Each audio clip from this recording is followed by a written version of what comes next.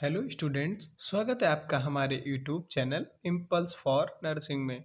मैं हूं Vikas Ojha, student of King George Medical University और मैं अभी थर्ड ईयर में हूं। आज की वीडियो में हम बात करेंगे नर्सिंग एप्टीट्यूड की थ्योरी क्लासेस के बारे में, जो कि हिंदी और इंग्लिश दोनों में चलेगी। इस सीरीज में हमने 10 वीडियोस में सारा थ्योरी पोर्शन कवर किया है। उसके बाद हम उसके एमसीक्यूज को सॉल्व करेंगे, जो कि चैप्टर वाइज होंगे, जिसको हमने एक पार्ट से लेके 10 पार्ट में डिवाइड कर रखा है। तो इस टॉपिक में हम पढ़ेंगे हेल्थ और फर्स्ट एड के बारे में। जो सारे क्वेश्चन आते हैं उसको हम कवर करेंगे। तो अब हम स्टार्ट करते हैं अपना आज का थ्योरी पोर्शन हेल्थ से। तो इसमें सबसे पहला टॉपिक हमारा है हेल्थ के बारे में। तो हेल्थ की डिफिनीशन वर्ल्ड हेल्थ ऑर्गेनाइजेशन के द्वारा क्या दी गई है, सबसे पहले उसको देखेंगे। तो इसमें क्या है, वर्ल्ड हेल्थ ऑर्गेनाइजेशन की जो डिफिनेशन है वो इंग्लिश में ये है कि health is a state of complete physical, mental, social wellbeing, not merely absence of disease या इन्फॉर्मिटी। इसका मतलब ये है कि किसी भी आदमी को हेल्दी या हेल्थ उसको बोलेंगे जिसमें complete physical, mental, social wellbeing हो। केवल डिसीज का ना होना ये हेल्दी नहीं है।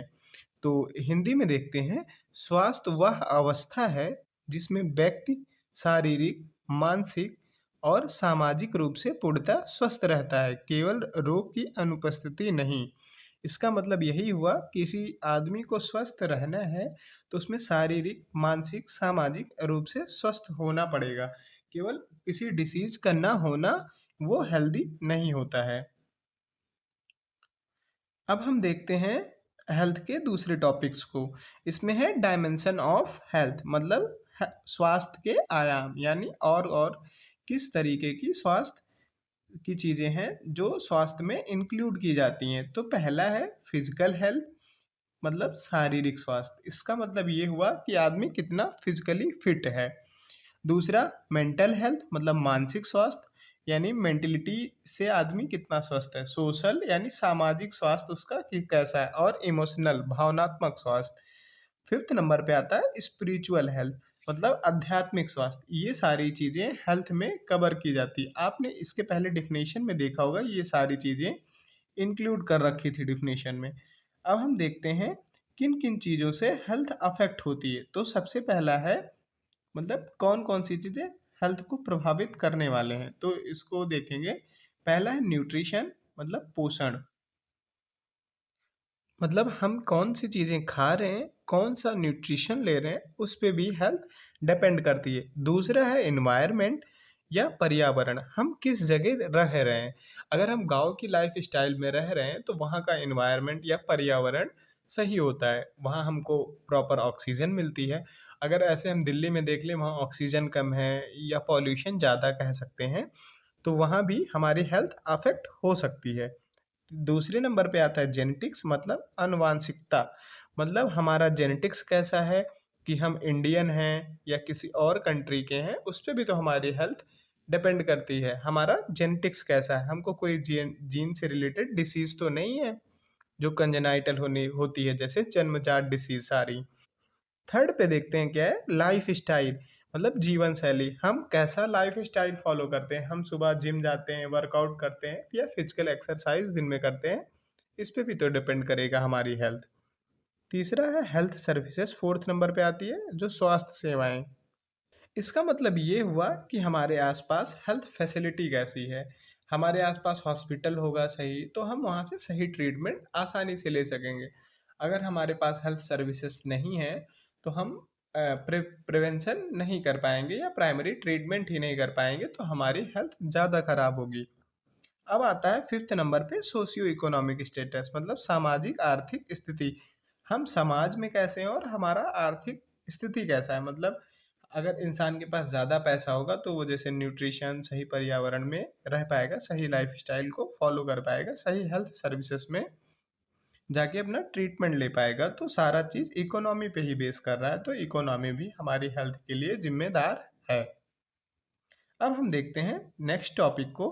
तो नेक्स्ट टॉपिक में आता है कि पर्सनल हेल्थ और हाइजीन, मतलब हम किस तरीके से डिसीज को रोक सकते हैं या कैसे अपने आप को हेल्दी और हाइजीन को मेंटेन कर सकते हैं। तो हिंदी में इसको ये बोलेंगे व्यक्तिगत स्वास्थ्य एवं स्वच्छता।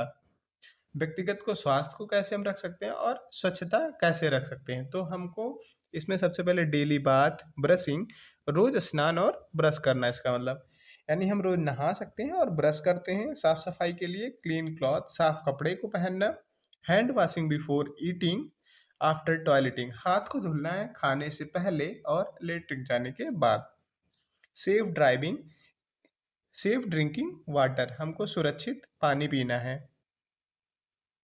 प्रॉपर वेस्ट डिस्पोजल, मतलब हमको कूड़ा करकट एक सही जगह से ही डिस्पोज करना है, यानी सही ढंग से ही फेंकना है, क्योंकि उसमें कई सारे एनिमे मतलब मॉस्किटोज, मक्खियाँ ग्रो करती हैं जो कि कंटेमिनेट करती हैं हमारे फूड एंड वाटर को, और उससे हमारी हेल्थ खराब हो सकती है।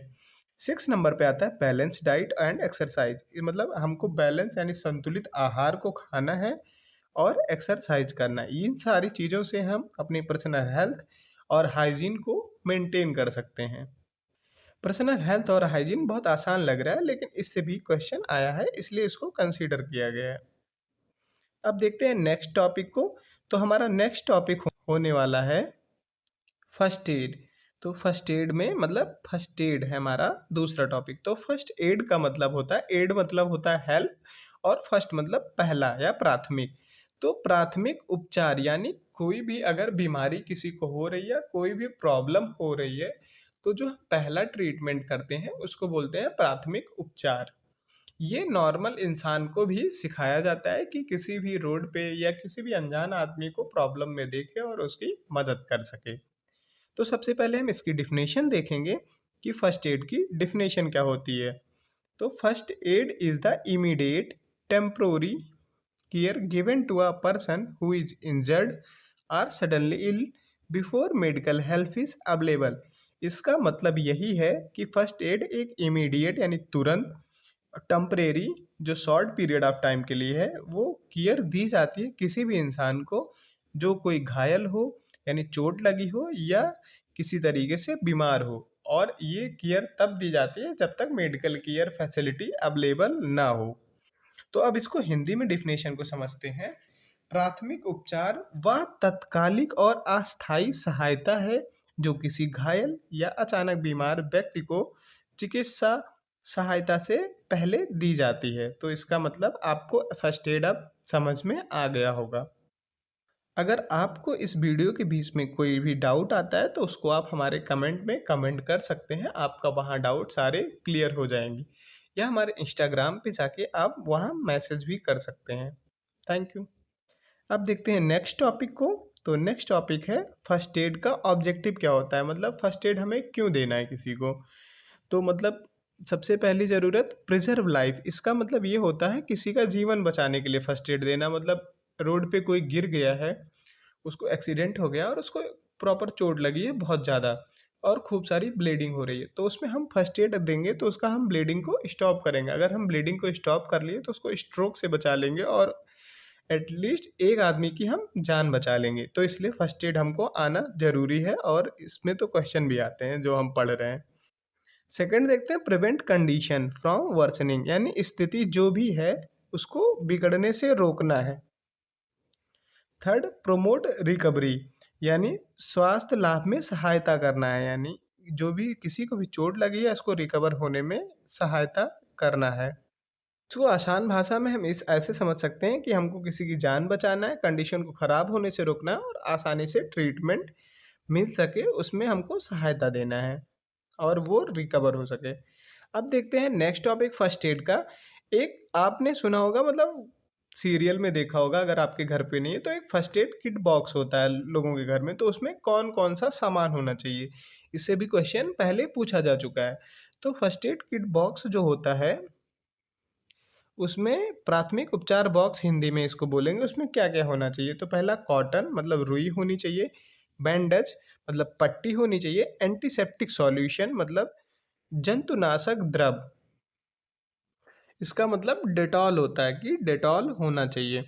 अब दूसरा मतलब कैंची होनी चाहिए, ग्लव्स यानी दस्ताने होने चाहिए, थर्मामीटर, पेन किलर और बर्न ओइंटमेंट, जलन की क्रीम, ये सारी चीज़ फर्स्ट एड में होनी चाहिए। और भी सारी चीज़ें होती हैं जो बेसिक चीज़ें किसी भी फर्स्ट एड में हेल्प करती हैं। अब देखते हैं नेक्स्ट टॉपिक। तो हम लोगों ने बेसिक सारी चीज़ें पढ़ ली हैं कि फर्स्ट एड में क्या होता है, उसका ऑब्जेक्टिव क्या होता है, फर्स्ट एड किट में क्या होता है। तो हम लोगों को क्या करना है, अब देखना है एक एक मैनेजमेंट का केस, कि जैसे किसी का बर्न हो जा रहा है तो हमको क्या करना है, स्ट्रोक हो जा रहा है या किसी की सांस रुकने लग जा रही है यानी सीपीआर देना है तब कैसे करना है, या कोई पॉइजनिंग हो जा रही है तो उसमें क्या क्या करना है। तो ऐसे ऐसे एक एक मैनेजमेंट का हम लोग केस देखेंगे, उससे डायरेक्ट क्वेश्चन हमारी नर्सिंग एप्टीट्यूड में आता है। और आप लोगों को मैंने पहले ही बता दिया, नर्सिंग एप्टीट्यूड में 10 ही चैप्टर पढ़ के छोटे छोटे, जो हमने 10 चैप्टर डिजाइन किए क्योंकि उसका सिलेबस एक प्रॉपर डिजाइन वे में नहीं है। तो उसको थोड़ा सा पढ़ के और हम अगर बराबर बायो केमिस्ट्री और फिजिक्स के नंबर ला रहे हैं तो उसको पढ़ना आसान है और स्कोरिंग हो सकता है, जिससे हम अपना पसंदीदा कॉलेज चुनने में बहुत सारी हेल्प हो जाएगी। तो अब हम स्टार्ट करते हैं एक एक केस मैनेजमेंट। तो इस केस मैनेजमेंट में हम सबसे पहले देखेंगे सीपीआर। तो सीपीआर और इमरजेंसी रिस्पांस, यानी मतलब सीपीआर और आपातकालीन प्रतिक्रिया। तो सीपीआर का सबसे पहले मतलब होता है कार्डियो पल्मोनरी रिसस्टेशन, और ये डायरेक्ट सीपीआर पूछा जा सकता है। और इसको हम क्यों करते हैं और कब करते हैं, तो इसका use when breathing and heart beat stop, मतलब किसी की सांस रुक जाए या उसकी हार्ट बीट स्टॉप होने लग जाए तब करते हैं। इसका ज़रूरत क्यों पड़ती है और ये क्या करता है, ये हेल्प करता है मेंटेन करने में ऑक्सीजन सर्कुलेशन, मतलब ये ऑक्सीजन की सर्कुलेशन में मदद करता है। इसमें सबसे पहले स्टेप्स क्या होते हैं हमें किसी को सीपीआर देने के, तो अगर ऐसे एक सिनेरियो से समझते, एक आदमी है जिसका एक्सीडेंट हो गया या किसी तरीके से वो बेहोश हो रहा है, उसकी सांस रुक रही है और उसकी हार्ट बीट स्लो होने वाली है। तो उसमें सबसे पहले अगर उसको हम एक फ्लैट सरफेस पे लेटाते हैं और अप चेक द सीन, मतलब उसकी सीन को चेक करते हैं किस सीन में वो पड़ा है, इंश्योर सेफ्टी, उसकी भी सेफ्टी और अपनी भी सेफ्टी। अगर वो उबड़ खाबड़ जगह पे है तो उसको एक फ्लैट सरफेस पे बिठाएंगे, रोड पे है तो रोड से साइड लेके आएंगे, इसका मतलब साफ साफ यही हुआ। अब दूसरे में देखते हैं चेक द विक्टिम रिस्पांस। अब फिर हम विक्टिम का रिस्पांस चेक करेंगे कि विक्टिम कैसा है, वो बोल पा रहा है या मतलब कॉन्शियस है, अनकॉन्शियस है, वो कैसा है। फिर उसके बाद में कॉल फॉर हेल्प, हम अकेले ही तो उसकी सारी मदद नहीं कर सकते, तो हम लोगों को हेल्प के लिए बुलाएंगे और फिर इमरजेंसी नंबर पे कॉल करेंगे जो हमारा 108 है अभी। ठीक। अब उसके बाद में स्टार्ट करेंगे सीपीआर अगर ब्रीदिंग नहीं आ रही है, अगर ब्रीदिंग सांस लेने में दिक्कत है, उसको नहीं ले पा रहा है सांस, तब हम उसका सांस देने के लिए सीपीआर स्टार्ट करेंगे, फिर उसके बाद में सांस देंगे। और सांस देने के टाइम हमको 30:2 रेशियो याद कर लेना है, यानी 30 बार उसको सीपीआर देना है और 2 बार उसको ब्रीदिंग देना है। ये रेशियो पूछा भी जाता है और इसको ध्यान में रखना है। अब हम देखते हैं दूसरा केस, जो कि है हमारा पॉइजनिंग इमरजेंसी, यानी किसी ने पॉइजन खा लिया है तो उसमें हम प्राथमिक उपचार क्या करेंगे। तो सबसे पहले उसमें हम नेशनल एम्बुलेंस पे कॉल करेंगे, जो हमारा टू कॉल का नंबर है 108। उसके बाद में हम क्या करना है पॉइजनिंग के केस में और क्या नहीं करना है। तो सबसे पहले हमको पॉइजन को आइडेंटिफाई करना है, क्योंकि हम हॉस्पिटल जब लेके जाएंगे तो कोई भी पॉइजन अगर खाया है पेशेंट ने या किसी आदमी ने, तो उसका हर पॉइजन का एंटी पॉइजन होता है, यानी एंटीडोट। तो हमको अगर पॉइजन पता चल जाएगा, हम पॉइजन रिपोर्ट करेंगे, वो उसका एंटीडोट देंगे और पेशेंट आसानी से रिकवर कर जाएगा। तो इसलिए सबसे पहले हमको आइडेंटिफाई करना है पॉइजन को, और फिर ईयर बे ओपन, यानी उसका हमको सांस की नली ओपन रहे, यानी उसका ऐसे सर पीछे की साइड करना है जिससे उसकी सांस की नली ओपन रहे। ब्रीदिंग और पल्स को मॉनिटर करते रहना है, यानी उसकी सांस और उसकी धड़कन को मॉनिटर करना है। Wash skin if poison is spilled, अगर शरीर पे गिरा है तो उसको हम पॉइजन को साफ कर देंगे, वॉश कर देंगे। क्या हमको नहीं करना है? Do not induce emptying when is unknown poisoning, अगर कोई अननोन पॉइजनिंग है, हमको नहीं पता है कि कौन सा पॉइजन है, तो फालतू में इंड्यूस नहीं कराना है इम्पटिंग। क्योंकि पॉइजनाइंग का सिर्फ ये मतलब नहीं होता किसी को जहर खा लेना, किसी दवाई का ओवरडोज इंजेक्शन लगा लेना। अब उसने इंजेक्शन ओवरडोज लगा लिया, उसको भी पॉइजनिंग में कंसीडर किया जाएगा। तो उसको वोमिटिंग कराएंगे तो वोमिटिंग से तो उसका ठीक नहीं हो जाएगा पॉइजनिंग। तो इसलिए इंड्यूस नहीं कराना है वोमिटिंग फालतू में, अगर हमको अननोन पॉइजनिंग है, पॉइजन का पता नहीं है। अगर ओरल उसने इंटेक किया तब हम करा सकते हैं। Do not give anything to eat or drink unless advise, अब हम अपने मन से किसी भी चीज़ को तो एडमिनिस्टर नहीं कर देंगे, ये खा लो वो छोड़ दो। अगर किसी ने जहर खाना है तो ये सारी चीज़ें नहीं करना है और ये सारी चीज़ें करना है। अब देखते हैं नेक्स्ट से केस। तो नेक्स्ट केस में क्या है, फर्स्ट एड फॉर फ्रैक्चर। अगर किसी का पैर टूट गया तो उसमें हम कौन सा फर्स्ट एड करेंगे हड्डी टूटने में? तो पहले टाइप ऑफ फ्रैक्चर पता होना चाहिए। एक होता है क्लोज्ड फ्रैक्चर, एक होता है ओपन फ्रैक्चर। क्लोज्ड में क्या होता है कि जो बोन टूटती है वो स्किन से बाहर नहीं आती, हड्डी स्किन के अंदर ही टूट गई, तो हो गया क्लोज। बहुत आसान है। बोन प्रेसेस स्किन, मतलब अगर हड्डी टूटी और स्किन को भी उसने फाड़ के बाहर दिख रही है हड्डी, तो वो हो गया ओपन फ्रैक्चर। अब हम इसमें देखेंगे कि हम फर्स्ट एड क्या करेंगे अगर किसी की हड्डी टूट जाती है। तो सबसे पहले क्या करना है, जो हाथ या पैर कुछ भी टूटा है उसको फालतू में हिलाना डुलाना नहीं, यानी मूव नहीं कराना है। दूसरा काम, immobilise the fracture part using splint, यानी किसी चीज से बांध के फ्रैक्चर पार्ट को हमको वहीं इमोबिलाइज करना है, मतलब रोक देना है हिलने डोलने से। Do not touch or push exposed bone, अगर इस ओपन टाइप का फ्रैक्चर है और हड्डी आपकी बाहर आ गई है तो उसको फालतू में मतलब पुश नहीं करना है अंदर के लिए, और उसको टच भी नहीं करना है। फिर थर्ड है, call for medical help immediately, और जितना जल्दी हो सके हमको मेडिकल में जाके हेल्प लेनी है डॉक्टर से। ठीक। अब हम देखते हैं अपना चौथा केस। चौथे केस में क्या है, फर्स्ट एड फॉर ब्लीडिंग, अगर किसी को ब्लीडिंग हो रही है यानी रक्त बह रहा है तो उसमें प्राथमिक उपचार क्या करेंगे? तो सबसे पहले हम लोगों को पता होना चाहिए टाइप ऑफ ब्लीडिंग, यानी खून कितनी तरीकों से बह सकता है। तो इसमें सबसे पहले आर्टरी मतलब धमनी से अगर खून बह रहा है, वीनस यानी सिरा से बह रहा है, कैपिलरी यानी कोशिका से बह रहा है, और सुपरफिशियल यानी स्किन भी पंचर्ड हो गई, स्किन से बह रहा है। तो अगर आर्टरी से बह रहा है तो वो बहुत तेज बह रहा होगा और वो डेंजरस होता है उसको रोकना। ठीक। अगर स्टडी फ्लो हो रहा है, लगातार धीमे धीमे फ्लो हो रहा है, तो वो वीनस यानी वेन से बह रहा है, और ऊजिंग ऐसे पंछे टाइप का खून निकल रहा है तो कैपिलरीज रप्चर है, और स्किन लेवल पे तो माइनर सा ब्लड दिखता है बस। तो ये चार टाइप के ब्लीडिंग है, आर्टेरियल, वीनस, कैपिलरीज और सुपरफिशियल। इन सारी चीज़ों को अब देखेंगे कैसे खून को स्टॉप करना है और उसमें फर्स्ट एड में क्या करना है।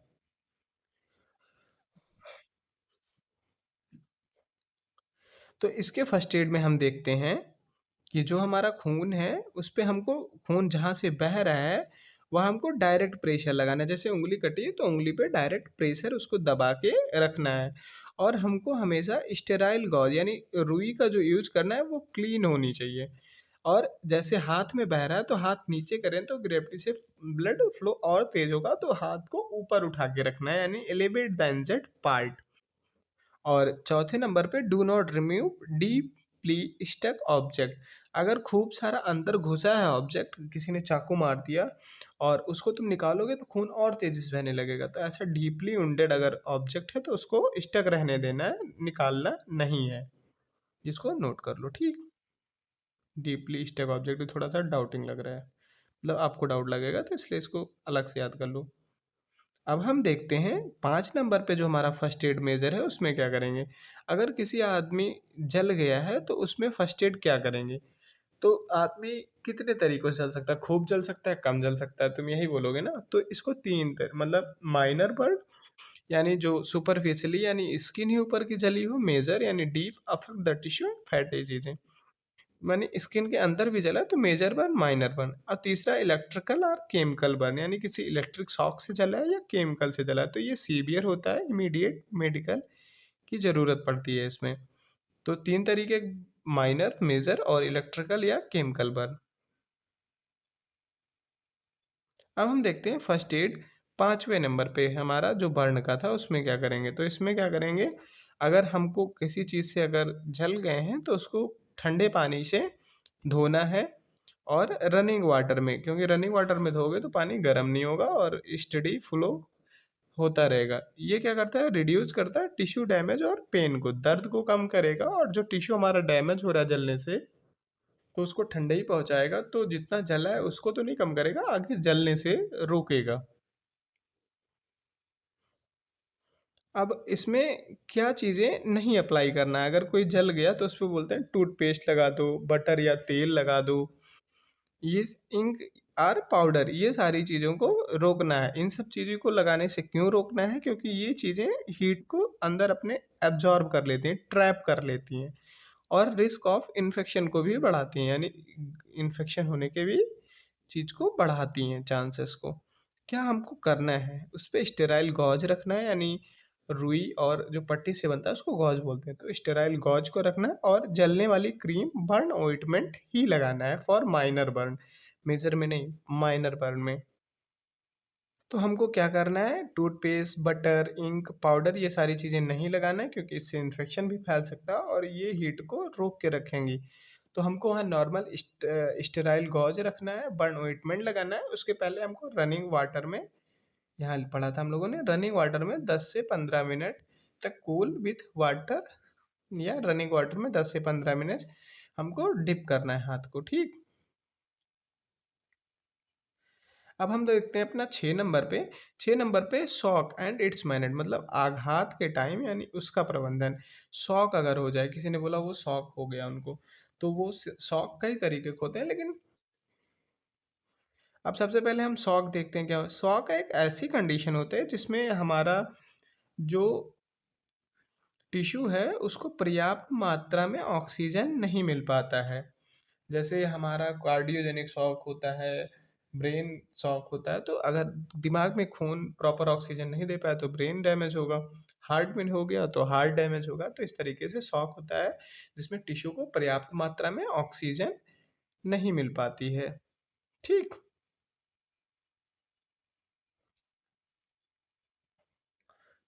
तो शॉक के कॉमन सिम्टम्स क्या होते हैं कि उसमें जो हमारी पल्स होगी वो वीक हो जाएगी, सांस हमारी बढ़ जाएगी, हाथ हमारा ठंडे पड़ जाएंगे, और बीपी भी लो हो जाएगा। तो ये शॉक के सिम्टम्स हैं, week pulse, rapid breathing, cold and कामी स्किन एंड लो बीपी। अब हम देखते हैं कि शॉक के टाइम पे हम फर्स्ट एड क्या देंगे। किसी आदमी को शॉक हुआ है, मतलब उसको, उसके हाथ पैर ठंडे पड़ रहे हैं, बीपी उसका लो हो रहा है, सांस उसकी बढ़ रही है, तो उसमें हमको क्या करना है, पेशेंट को हमको लेटाना है, patient down, elevate leg slightly, उसके पैर को उठाना है, मतलब ऐसे जैसे ये आदमी है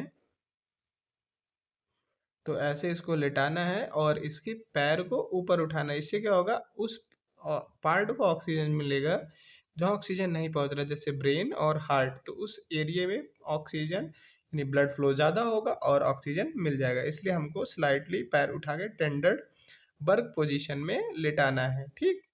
इस पोजीशन का ट्रेंडल बर्ग। इसमें क्या करते हैं, आदमी को लेटा के उसका पैर उठा देते हैं। थर्ड पे आता है keep the patient warm. Patient का हाथ पैर ठंडे पड़ रहे हैं तो पेशेंट को वार्म रखना है, और डू नॉट गिव फूड और वाटर, उसको फूड और वाटर तुरंत नहीं देना है। 7 नंबर पे देखेंगे इमरजेंसी हैंडलिंग एट होम, यानी घर पे किसी भी इमरजेंसी को कैसे हैंडल करें। अगर देखो पॉइजनिंग है तो उसमें सबसे पहले पॉइजन को ढूंढना है, उल्टी नहीं इंड्यूस करानी है तुरंत, और एम्बुलेंस को बुलाना है। फेंटिंग यानी कोई अगर डूब गया है तो उसको फ्लैट सरफेस पे पहुंचाना है, टाइट,